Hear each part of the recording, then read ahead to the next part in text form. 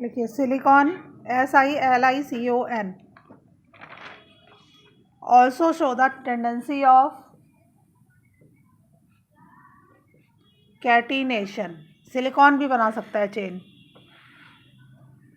Tendency of catenation with hydrogen. Hydrogen के साथ catenation करता है वही जोड़ जोड़ के इसकी तरह, but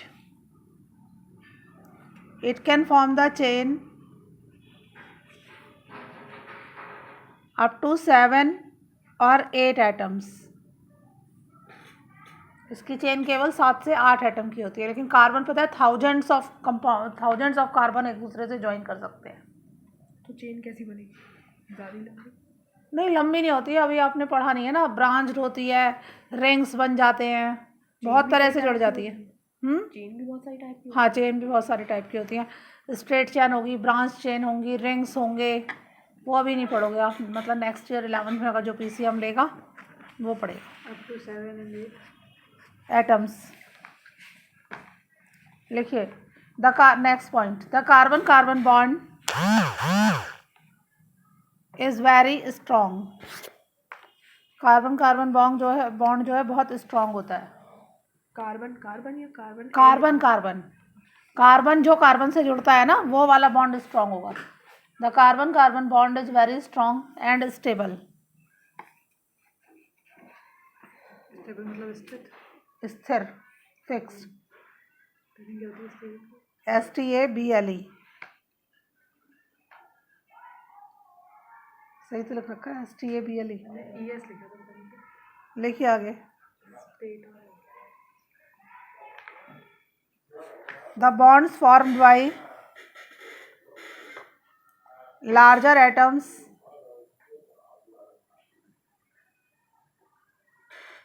is weaker than smaller atom.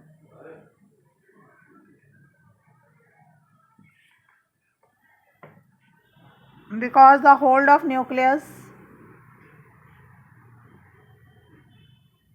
becomes weak.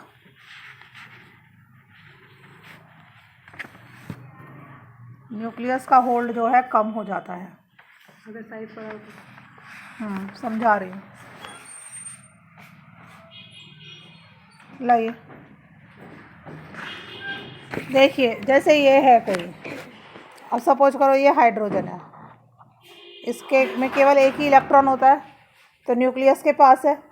अब कोई यहाँ पे B एटम है, उसका ये यहाँ पे पहला ये न्यूक्लियस है, ये यहाँ शेल बढ़ती जाएंगी, तो न्यूक्लियस में पॉजिटिव चार्ज होता है, ये इसको होल्ड करता है, तो जितनी दूरी होती चली जाएगी तो पॉजिटिव चार्ज की पकड़ कैसी होती जाएगी? वीक होती जाएगी, तो बॉन्ड क्या होता जाएगा? वीक होता जाएगा। ठीक है, नोट डाल के लिखिए, और वेरी इंपॉर्टेंट नोट लिखिए, 99% आएगा जरूर। 2 important properties of carbon are tetravalency and catenation। इसके बारे में सब पीछे लिखवा चुकी हूँ मैं, लेकिन अलग से फिर लिखवा दिया, कहीं भूल जाए आप लोग। टेट्रावैलेंसी का मतलब इसमें 4 इलेक्ट्रॉन होते हैं, और कैटिनेशन का मतलब लॉन्ग चेन फॉर्मेशन करता है ये। ठीक है, अब हेडिंग डालो इथेनॉल, ETHANOL।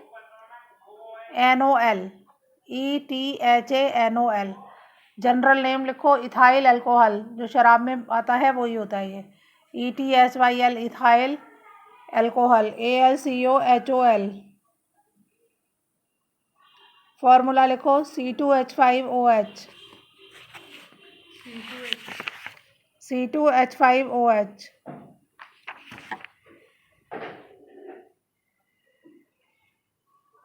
इसकी प्रॉपर्टीज हट गई थी ना,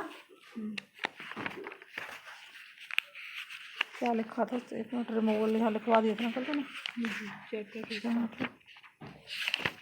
इसके अकॉर्डिंग तो बस फॉर्मूला का सीरीज क्या था? ऑक्सीडेशन, एडिशन, सब्स्टिट्यूशन, प्रॉपर्टीज और यूजेस हट गए। इसका प्रिपरेशन है ही नहीं।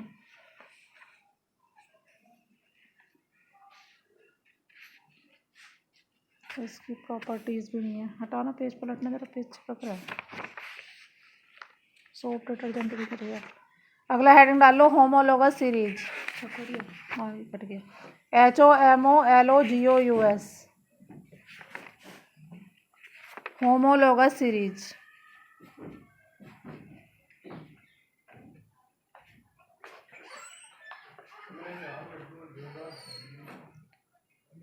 The chain of carbon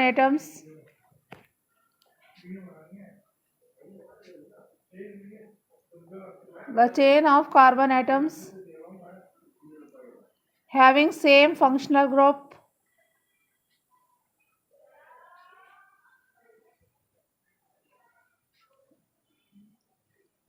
and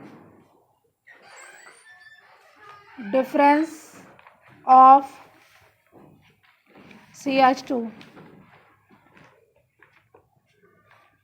chain की जगह सीरीज लिख लो। A series of carbon compounds कर लो, और a series of carbon compounds having same functional group and difference of CH2 is called homologous series।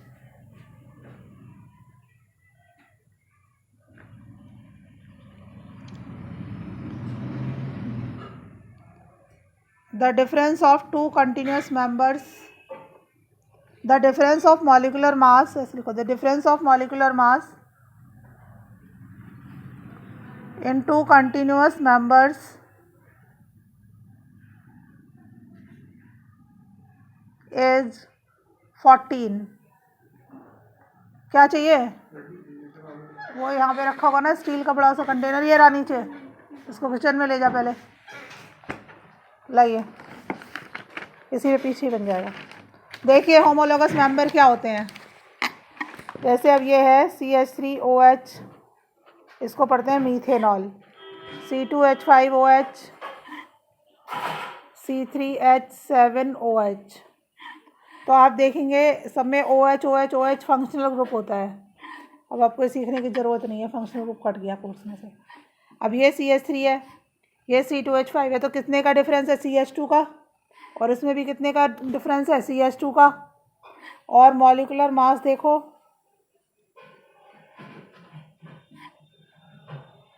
Difference तो 1 का है ना? नहीं, एक C जोड़ा है देखो, और 2 H का है भाई। C से C2 हो गया, और C3 से CH5 हो गया, तो CH2 का। कार्बन का होता था 12, हाइड्रोजन का होता था 2 × 1। तो इस तरह करके 14 का इसमें मॉलिक्यूलर मास का डिफरेंस हुआ 14 यूनिट्स का। सब में 14, हर किसी में 14 होगा। अब जैसे क्वेश्चन ऐसे आते हैं, क्वेश्चन दिखाती हूँ मैं अब आपको, क्वेश्चन कैसे आएंगे। ऐसे दे दिया उसने, कह दी CH4 है, इसका नेक्स्ट मेंबर लिखो, नेक्स्ट होमोलोगस मेंबर। तो होमोलोगस मेंबर के लिए क्या करते थे, CH2 ऐड कर दो, C2H6 आ गया नेक्स्ट होमोलोगस मेंबर। ये मतलब कॉमन है CH2, ये सबके लिए। हाँ सबके, जैसे अब उसने कह दी, मैं कर करके दिखाती हूँ ना। CH3COOH है, इसका नेक्स्ट मेंबर लिख दो। तो COOH तो फंक्शनल ग्रुप है, तो यही रहेगा। यहाँ पे CH2 ऐड कर दोगे, तो C में C ऐड करोगे तो कितना होगा, C2H5। इसका एक और ऐड कर लो, एक नया मेंबर निकालो, C3H7। ऐसे करके निकलते जाएंगे। अब जैसे यहाँ पर इसने दिया है, ये ओसवाल होगी ना, C2H2 ही वो करना ऐड, CH2। अभी मैं ओसवाल ला रही हूँ। हाँ, अब ये calculate the difference in the formula and molecular mass for the. ये रस देखिए दिया है, क्वेश्चन है, पहला पार्ट है CH3OH एंड C2H5OH। तो डिफरेंस बताना है दोनों में, मॉलिक्यूलर मास और फार्मूला मास, जो भी कुछ भी कह लो। तो ये CH3 है, C2H5 है, कितना दोनों में डिफरेंस है, CH2 का, और दोनों होमोलोगस मेंबर हो गए, तो कितने का डिफरेंस होगा, 14 यूनिट का भी पीछे दिखाया था, 14 के मोल्स यूनिट। सेकेंड पार्ट दिया है, इसने कहा है C2H5OH, हाँ ये भी है 14 मॉलिक्यूल, C3H7 OH। तो इसमें भी देख लो CH2 का डिफरेंस है तो 14 यूनिट का डिफरेंस हो गया, है ना। सारे ऐसे ही हैं। अब इस क्वेश्चन में पूछा इसने, is there any similarity in these three, इन सब में क्या सिमिलैरिटी है, सेम फंक्शनल ग्रुप, सब में OH OH आ रहा है ना, तो आंसर होगा सेम फंक्शनल ग्रुप। फिर पूछा है, arrange these alcohols in the order of increasing carbon atoms to get a family, can we call this family a homologous series, yes. तो सबसे पहले सबसे कम वाला लगाएंगे, कैसे लगाएंगे, CH3OH, फिर लगाएंगे C2H5OH, फिर दिया है C3H7OH। तो ये होमोलोगस सीरीज बन गई, CH2 CH2 का डिफरेंस है इसलिए, ठीक है।